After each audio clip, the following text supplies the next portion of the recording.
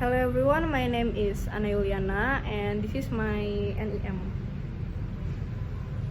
And I will tell you about the Australian Constitution.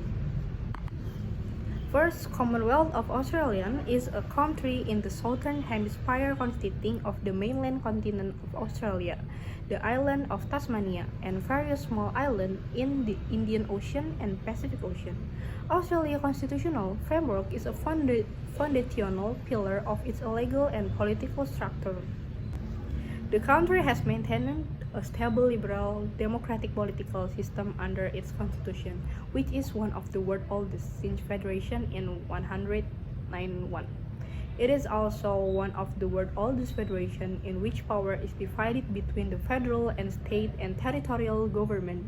The Australian system of government combines elements derived from the political system of the United Kingdom, a fused executive constitutional monarchy and strong party discipline, and the United States federalism, a written constitution, and strong bicameralism with an elected upper house, along with distinctive indigenous features.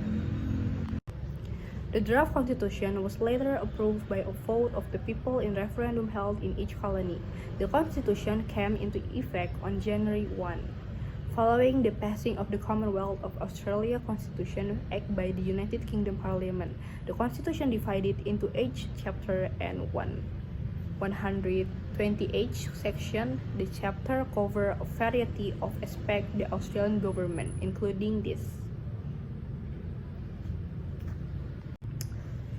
Australia is a constitutional monarchy. Although the constitution does not use the term head of state, it was intended that the Commonwealth, like the colonized, would continue to recognize the British sovereign, the Queen, meaning Queen Victoria, defined it to include Her Majesty's heirs and successors in the sovereignty of the United Kingdom, was one of the 3 elements of Parliament, along with the Senate and the House of Representatives in Australia, and appointed Governor-General serves as a representative of the monarch.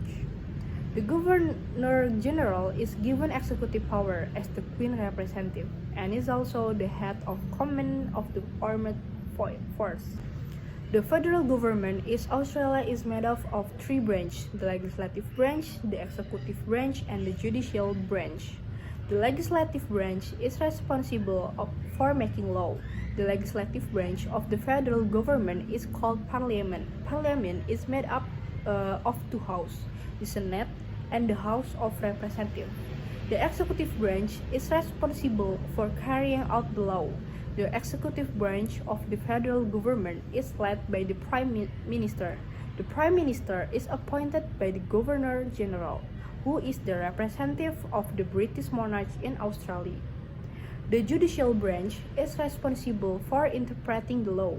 The judicial branch of the federal government is headed by the High Court of Australia. The High Court can strike down laws that it believes are unconstitutional.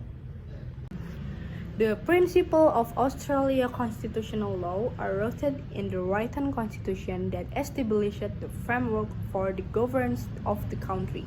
Some key principles and areas of focus within Australian constitutional law include 1. Fundamental.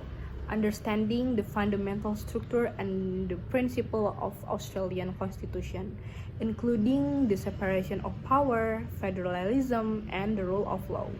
And 2. The constitutional method.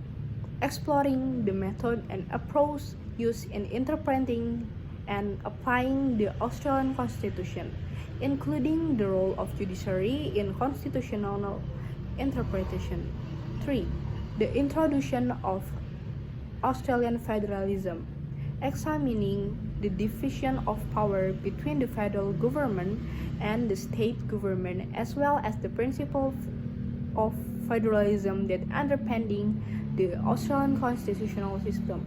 4. The state, understanding the role and power of the individual states within the federal system, including their relationship with the federal government and their autonomy in certain areas. 5. The territory, exploring the legal status and governance of the extant territory of Australia, including the principles that govern their relationship with the federal government, trade, commerce, and other power, analyzing the constitutional provisions relate to trade, commerce, and other key power vested in the federal government, as well as the limitation on this power. Advantage and disadvantage. The federal system in Australia has several advantages, including 1. Diversity.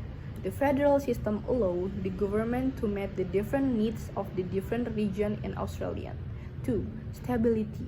The federal system can help to maintain politics stable in Australia. However, the federal system also has some disadvantages, including 1. Coordination. The federal system can make it difficult to coordinate policy between federal government and state government. Overall, the federal system in Australia has proven to be an effective system for governing a large and diverse country like Australia. The federal system allows the government to meet the different needs of the various regions of Australia, and the fundamental rights of Australian citizens are protected by law.